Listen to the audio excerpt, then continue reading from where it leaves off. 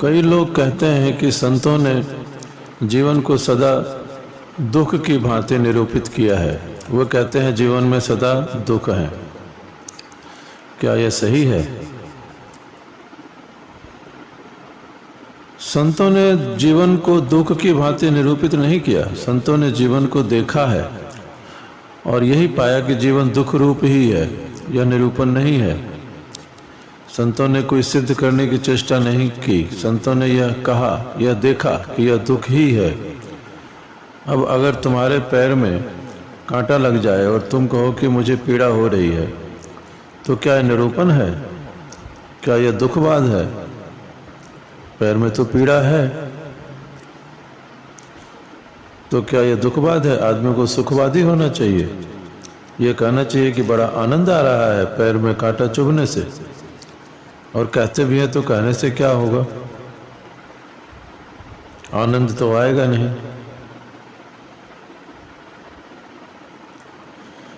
आदमी यह अपने अनुभव से भी जान सकता है कि क्या सुख पाया है इस जीवन में।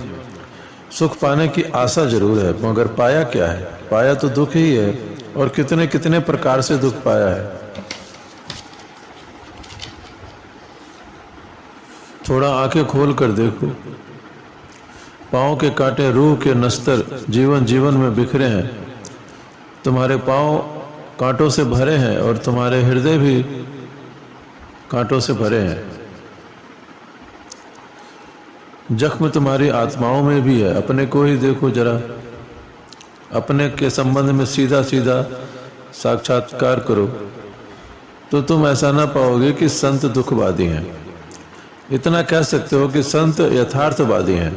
जैसा है उसको वैसा ही कहते हैं, भ्रम नहीं पैदा करते। दुख को दुख ही कहते हैं, परंतु व्यक्ति बेईमान है, दुख को भी सुख कहता है। और लोगों ने औपचारिकताएं सीख ली हैं, शिष्टाचार सीख लिया है। किसी से पूछो, कहो कैसे हो, कहेगा बड़ा सुखी हूं। तुम्हें भी भ्रम हो जाता है। तुमसे कोई पूछता है आप कैसे हो, तो कहते हो बड़े आनंद में हैं, बड़े मस्त हैं। न तो तुम सच बोल रहे हो, न वह सच बोल रहा है। दोनों एक दूसरे को धोखा दे रहे हो। अगर यह बात सच है कि तुम कह रहे हो कि सब ठीक है और सब ठीक हो जाए, तो तुमने परमात्मा पा लिया। फिर बचा क्या? फिर तो परमात्मा मिल गया तुम्हें। परमात्मा मिलने पर ही सब ठीक होता है। और जब तुम कहते हो बड़ा मस्त हो, बड़ा आनंद चल रहा है, मजा मौज है, तो तुमने सच न बोलने की कसम खा ली है।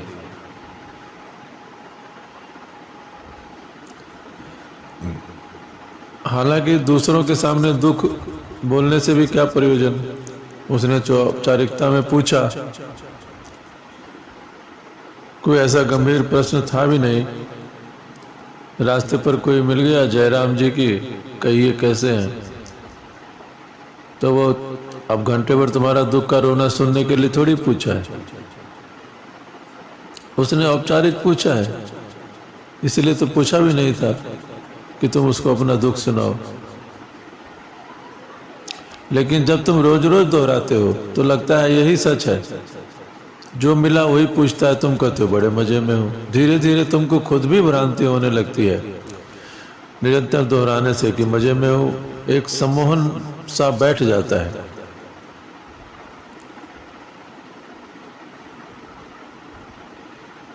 यहाँ समय की दीवार में दर्द ही दर्द है। गौर से देखो, मगर हिम्मत हो तो कोई देख सकता है। गैर हिम्मती तो भागा चला जाएगा। वो खड़ा ही नहीं होता कि कुछ दिखाई पड़े। वह तो अपने आप को व्यस्त रखेगा कि कहीं कुछ दिखाई न पड़े।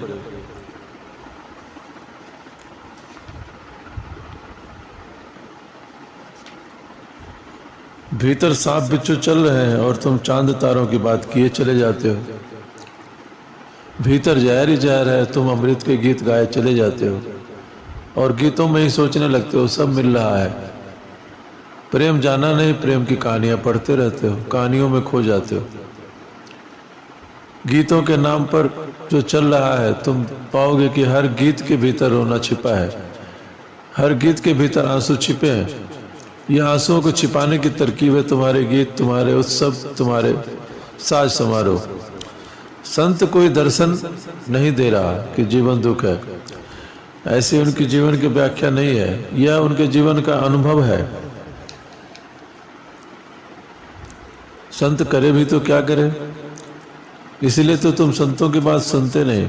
तुम कवियों की बात ज़्यादा सुनना पसंद करते हो, और कवि उल्टा काम करता है, वह जिंदगी में सपने खड़े करता है, जबकि संत सपने तोड़ता है, सत्य का दिग्दर्शन कराता है। कवि प्रेम के गीत गाते हैं, और तुम कभी इन कवियों से मिलने मत चला जाना, नहीं तो तुम इनके जीवन में प्रेम न पाओगे, न कोई गीत पाओगे। अक्सर कवियों से मिलकर बड़ी